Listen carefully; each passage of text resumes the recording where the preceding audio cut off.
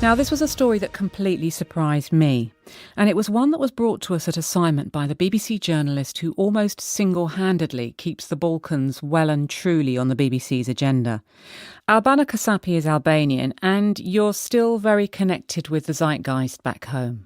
Yes, I am. But this story had escaped my radar completely as well back in 2013 when this Iranian opposition group started arriving in Albania. And it was only this summer when I went back home to visit my parents, as I usually do, that I heard news that President Trump's personal lawyer, Rudy Giuliani, was in town and visiting. That made me think, what's going on here? So here's this week's assignment from the BBC World Service.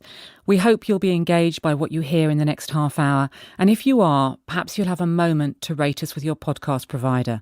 So do stay tuned now for Albania's Iranian guests.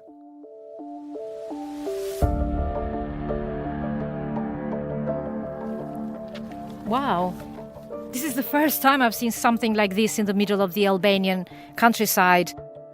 Newly constructed settlement looks like a military base. Well, it's certainly very uniform, and there are a great number of buildings spread over what looks like a huge area on a very gently sloping hill. Look down the hill. That's a huge gate. And the two golden lion statues on top of it. Well, that's BBC producer Albana Kasapi, and we're on an elevated piece of land about 30 kilometres from Tirana, looking across at what's become the new home of one of Iran's main opposition groups. They're known as MEK, Mujahideen al-Khalq, or the People's Mujahideen Organisation of Iran. I'm Linda Presley, and in this week's assignment on the BBC World Service, we're exploring the relationship between Albania and these unlikely Iranian guests.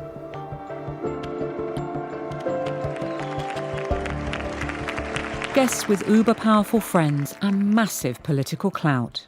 These are people who are dedicated to freedom. And if you think that's a cult, then there's something wrong with you.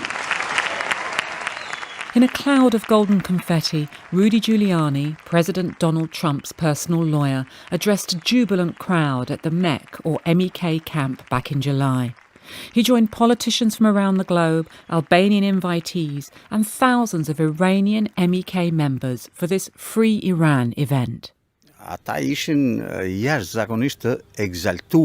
Enthusiastic doesn't do it justice. They were exalted, they were overexcited that these huge personalities like Mr. Giuliani had come all the way from the United States of America. For them, these men that MEK had the ear of America to help them out to overthrow the regime in Iran, which is their ultimate dream. In the leafy garden of a cafe in Mans, the village next to the camp, Albana translates as we talk to Les Chuni, a former mayor from Albania's ruling Socialist Party. He shows us his mobile phone footage from the event.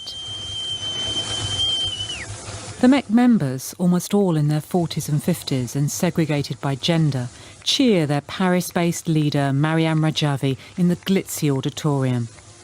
In this assignment, you won't hear the voices of any Mujahideen. They refuse to be interviewed by the BBC. But the MEK, formerly a proscribed terrorist organisation in the United States and Europe, does have keen supporters in Albania. People like Mr. Chuni, who remember the tyranny of a communist dictatorship. Personally, I was with them from day one because they have managed to convince me that they're fighting for the right cause, the overthrow of the regime in Iran. Why do you feel so strongly about this group? Why are you seem very passionate. I will tell you why I feel so passionately about them. It all started when they showed me their museum, and I saw proof of their struggle and of their fight, what they've been through, the torturing and the killings by the Iranian regime. And when I saw that, I felt very emotional, and this is how sort of the link, the spiritual link with them was forged. I asked Les Chuni about village reaction once they moved to their purpose-built camp near his home. The local population here was very suspicious. Who are they? Why should they come precisely here? But then it was the Iranians themselves that won the hearts of the local population here by kind of starting bilateral relations of friendship, inviting local population there, and then the local population inviting them on different occasions. Vazhde natyre lidhjet ndërsjellta me banorët. There is also another side to me feeling so close to them. What they did for the local population. They brought eye doctors all the way from the United States, and they rented a place near the camp. They brought villagers for eye tests, and they donated around 3,000 pair of glasses. I am one of the people who got a pair of glasses from them. You're holding your glasses in your hand, Mr. Tooney. Yes, these are the glasses. In a mostly poor community, new specs are a great boon. And there have been other positives too. Well, the sun is beating down on an October day here in the countryside close to the Met camp. Hi, I'm Linda. Hi. Hello. What's your name? Jansila. My name is Fabian. Jansila is 18, her brother Fabian 15. They're the oldest of a family of 5 children, and they live with their parents in just one room of a house. They have a cow and a few fruit trees. We find you at home here on a Saturday morning. Where are your mum and dad, Jansila? Mami punon vetëm çtunën dhe dielën në bursi, ndërsa babi tek. So my mom works only Saturdays and Sundays. She works in the field. Well, my dad works at the Met camp. He works in delivery. Okay, and do they pay well? 10,000 lekë në ditë. 1,000 lek a day, which will be It's about €8. €8. It's It's not enough, what can I say? But, you know, it's enough to pass by, to let us be able to go to school and follow our studies. Apart from providing casual employment, the families benefited in other ways from their Iranian neighbours. The people in the camp is very good. Very popular. Very good. And did they give you some help? Yes, very much. Clothes, food. Money. And how many times do they come and visit you here? 3 herë. They come quite often, 3 times a month. Kanë ardhur vetë. So there were 5 women. They came all together. They knocked at the door. They came in. They stayed a little while and they told us, "We've brought you something. This is for you and for the children, for the little children." Ato vinë këtu shpesh dhe So my sister spoke about the women's side, but the men as well come and visit, and they speak only to men. They tell us about their struggle. They tell us that they're fighting for the freedom of Iran. They tell us about their problems. The gender separation Jansila and Fabian describe isn't about respecting Albanian custom. It reflects the ideology of the MEK. It wasn't always like that. Families used to join the Mujahideen, married couples and their kids, but that changed 3 decades ago. Let's give you some background. The MEK has a turbulent and contested history. As Islamist Marxist radicals, they backed the 1979 Iranian Revolution. But relations with the triumphant Ayatollah Khomeini soon soured.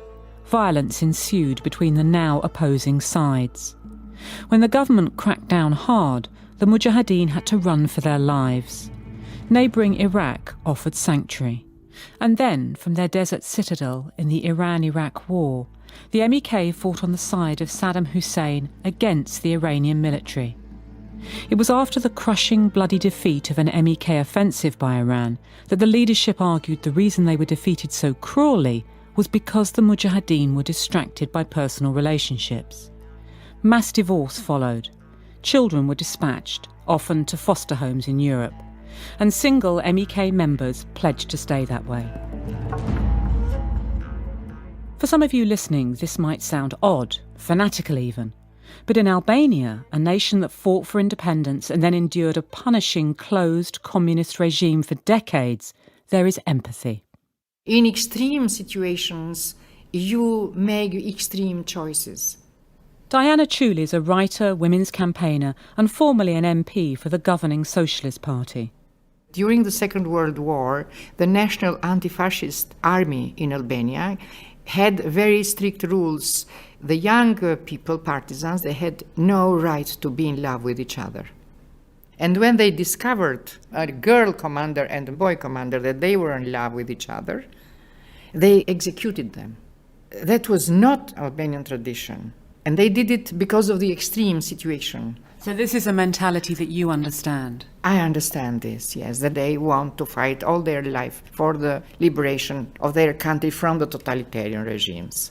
She's attended MEK conferences across Europe.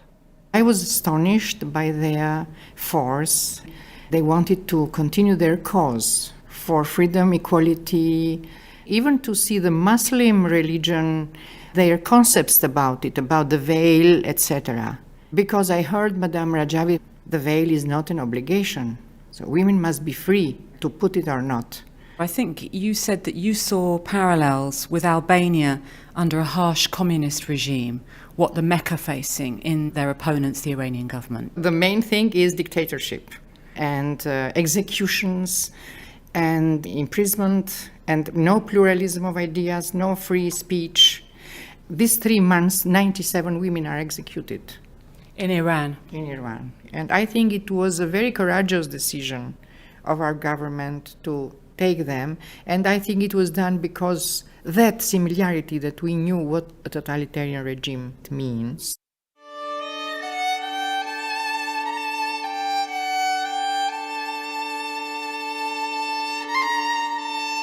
It was 2013 when MEK members began to arrive in Tirana. The Allied invasion of Iraq in 2003 had made life perilous for them. With Saddam Hussein, their protector, gone, their camp was attacked repeatedly. Hundreds were killed and injured. Fearing a worse humanitarian disaster, the Americans brokered a deal with the Albanian government, under which Albania would receive the remaining 3,000 Mujahideen. But in Europe, the MEK's message of transformation for Iran and a respect for human rights has been complicated by quite a lot of loose cannons. Defectors. Now no longer under siege from armed, hostile forces, as they so often were in Iraq, 300 or perhaps 400 Mujahideen have left the organisation since arriving in Albania. On the outskirts of Tirana, where the city begins its climb towards vertiginous forested mountains, the working-class suburb of Fresco, a patchwork of cheap apartment buildings and small businesses, is home to some of those outsiders. Former loyalists who are stateless and without passports. Hassan Hairani is one of them. The name of Fresco means fresh air. And do you feel like it's fresh air for you? My fresh air, in fact, after separate organization. After separating with the organisation? My home is there. Oh, up in this block? Yes, in this block. And this place, I want to rent it to open the coffee shop. So Hassan's brought us to an empty coffee shop. Have you got experience of working in a bar or a restaurant? No, I studied civil engineering in my country before joining to the MEK. At 40, Hassan was younger than most of MEK's cadre. We head up to his flat to talk. I called to my friend. We are coming to the apartment. I think he is in the shower. Who is your friend? His name is Rahman. He was my commander when I was in the organization. With the help of family in Iran who sent him cash via a circuitous route to avoid US sanctions, Hassan's able to share the rent on a one-bedroom flat. Many Iranian disassociates, as they're sometimes called, have paid people smugglers to take them elsewhere in Europe. But Hassan has decided to try and make a life in Tirana. He joined the MEK as a 20-something, drawn by the organisation's commitment to political pluralism. It's very attractive. But when we saw the real face of this organization, no.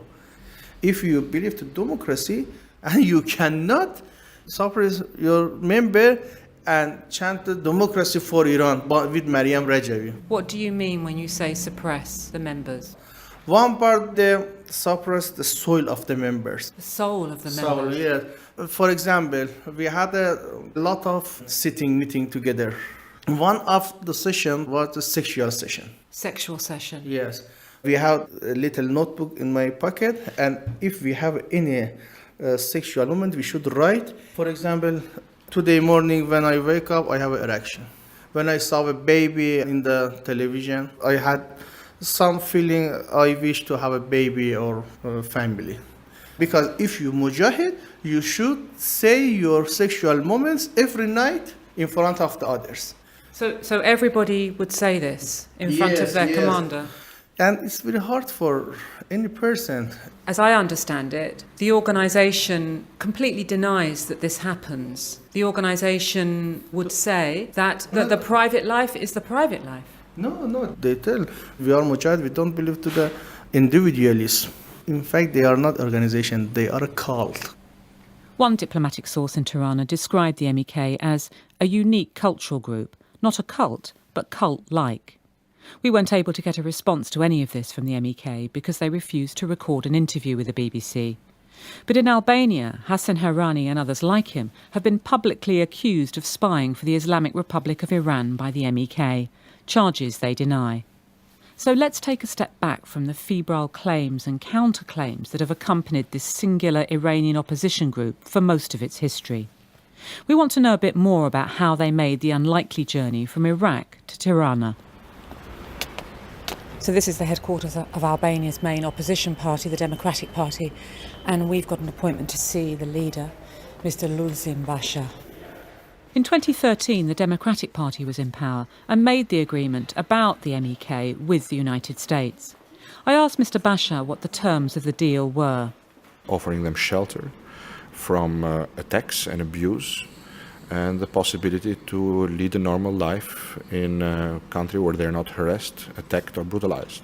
And did the United States put pressure on Albania to take the MEK members? No, that was absolutely not the case. This was a voluntary cooperation by the government of Albania. Our goal was to truly transform our country from a consumer of security into a provider of security. And this was demonstrated not only in our active and praised participation in NATO operations in Afghanistan, but also in trying to resolve problems that had arisen from conflicts, such as the problem of the MEKs, which were under sustained attack. And we did this also from an ethical perspective of the duties of a new NATO country. In Albania, politics are deeply polarised. Everything is contested. But, almost uniquely, the presence of the MEK isn't. Both members of the opposition and the government support their Iranian guests. Many have been welcomed to that large rural encampment with its imposing iron gates. Okay. Our experience of stopping in a car outside the MEK camp in Mans to take a snap of those golden lions was similar to other news crews. We were jumped by security. And the organisation has tried to prevent media outlets publishing critical stories. Jerzy Tanasi, a local journalist, worked with one visiting European writer. He had a nasty surprise because a representative of MEK sent a letter to his editor-in-chief complaining that he has become a tool of Tehran's regime, that he has worked with an infamous spy of Tehran's regime, Jerzy Tanasi, that is me, who has done a lot of espionage work against MEK. And then what was your response to that? I consulted my lawyer whether I can have a case of defamation or not. My lawyer said, yes, you can. And I sued the person who sent the letter. And what kind of response have you had from journalist colleagues here in Albania? They have muffled the mouth of the... Albanians are muffled? Yes. There are several cases when this or that media in Albania began an investigation, a couple of articles, and then it is interrupted, forgotten. When Albanian journalists write about MEK? Yes. You can film it, you can record it, and nothing is published. Only things if you say they are fighting against the mullah's regime, they are having casualties in tens of thousands, they are very good friends of the Albanian people. Okay, it is published, no problem. But the story of Samaya Mohammadi did get press attention in Albania. She's an MEK member who lives at the camp in Mans. Last year, her parents arrived in Tirana from Canada, demanding to see their daughter and claiming she was being held a virtual hostage by the MEK. But this is what Samaya told the Albanian ombudsman. I want to emphasize that I'm staying here with my own wish and my complete and free will. And this is what she wrote in an email to me about her case. It's very clear that the Iranian regime is trying to demonize the MEK by abusing me. In Albania, agents of the Iranian regime who identify themselves as former members of the MEK and an Albanian are leading this psychological war against me. Migena Bala represented Samaya's family. This is very unhuman to believe that a girl that has like 20 years never seen her parents doesn't want to meet them. So I have very much difficulty to believe this, that she is acting with her free will. For that, She's an adult, right? An adult, that she's living in condition of prison. She is dependent on them. She has been brainwashed by them. She doesn't know what is happening outside this group, outside this camp, because they have no access of internet, of media. Why everybody who try to be in touch with her is being accused as an Iranian agent. Even me as a lawyer, I'm doing my job. If you're saying that she's being brainwashed, it's quite difficult to prove for an adult woman, isn't it? Yeah, it is. We asked in the court to make a meeting only Sumaya and her parents and the judge. Only that, at least. Sumaya refused to meet her family. She was represented by the lawyer Margarita Kolla. The prosecution office dismissed the case because Sumaya declared that she is not kept without her willing at the MEC. And when she was in front of the prosecutors being interviewed, was she on her own or you were with her? Or who was there? She has been most of the time on her own. Only one time she has been with me. And nobody from the camp was with her? No. And did you do an interview with her just one-to-one, just the two of you? Yes, of course, 2 or 3 times. And I was absolutely convinced that it was her own will. Something else I read about you, I actually read about you in some MEC literature, that when you took this case, that you were contacted by email from anti-MEC activists. Actually, I never have threatened before, I handle lots of cases, even bigger ones. I wasn't quite clear at the beginning what is happening, why I'm contacted, and lots of people asking me for friends requests. And then I found an email threatening me, first of all, starting with very bad words, shameful words, attacking me. I was an American spy, I was a bad woman, kind of things that I cannot say it in this interview. And were they physical threats to you, or? They were physical threats as well. They said, we know where you live, we know your family. They even knew that my daughter studied in Austria. Both the MEK and their adversaries have attempted to silence critics in Albania. And it's worth remembering that anything Iran-related is painted on a much larger, incendiary geopolitical canvas. The EU has accused Tehran's intelligence services of both assassinations and attempts to kill Iran's opponents, including MEK members, on European soil. In Albania, 2 Iranian diplomats were expelled following allegations about violent plots against the Mujahideen. Our request for an interview with a spokesperson at the Iranian embassy in Tirana was declined. Albanians worry about national security. The MEK camp is a hotspot, geographically and in conversation. A highly placed politician from Albania's ruling Socialist Party told us the MEK's presence puts his country at risk without significant benefit. And he's concerned the intelligence services lack the capacity to monitor nearly 3,000 military-trained MEK members. No one with a brain would have accepted them here, he concluded. But here they are.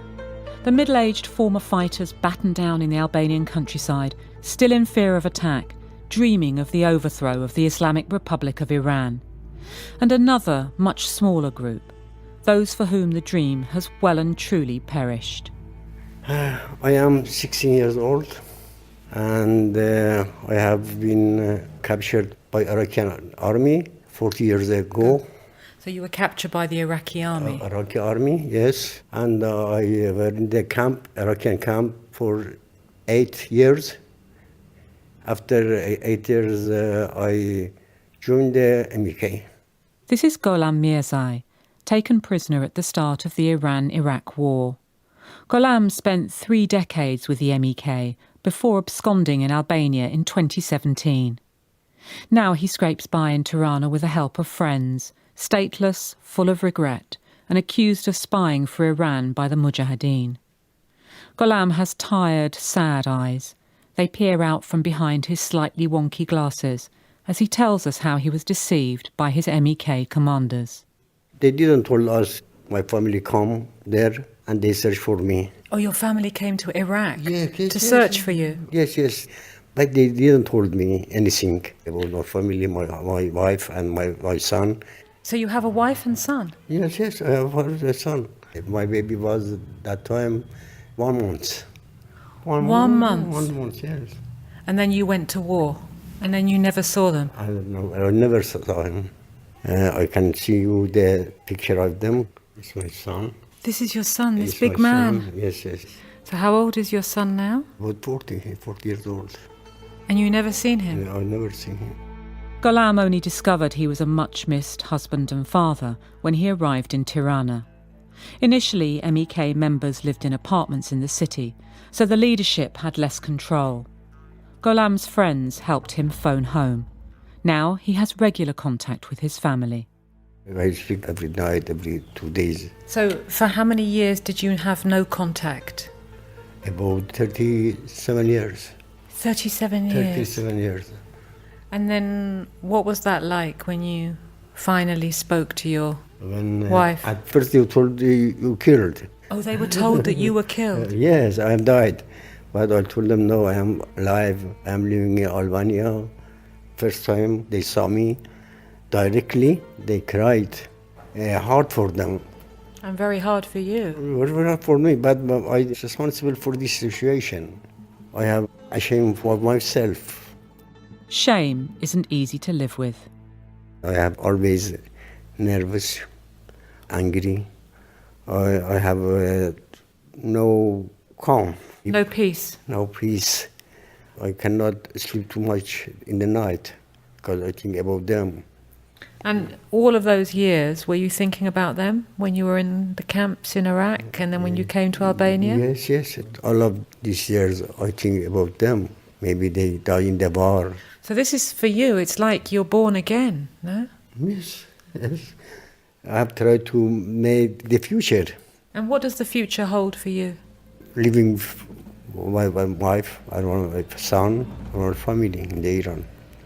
It's my wishes. That you go back to Iran? Yes.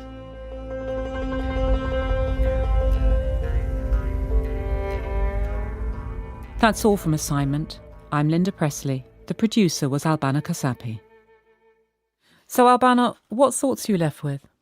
Well, Albania is caught between a rock and a hard place. On the one hand, Albania is offering these people shelter on humanitarian grounds, but we're told there's also security risk. And of course, there's a big human story here. There are dozens of people like غلام میرزایی. What will become of them? Well, thanks for staying with Assignment. The production coordinator was Gemma Ashman and the editor, Bridget Harney. The programme was expertly mixed by Neva Misirian. Please do pass this podcast on to your friends if you thought it was a worthwhile listen.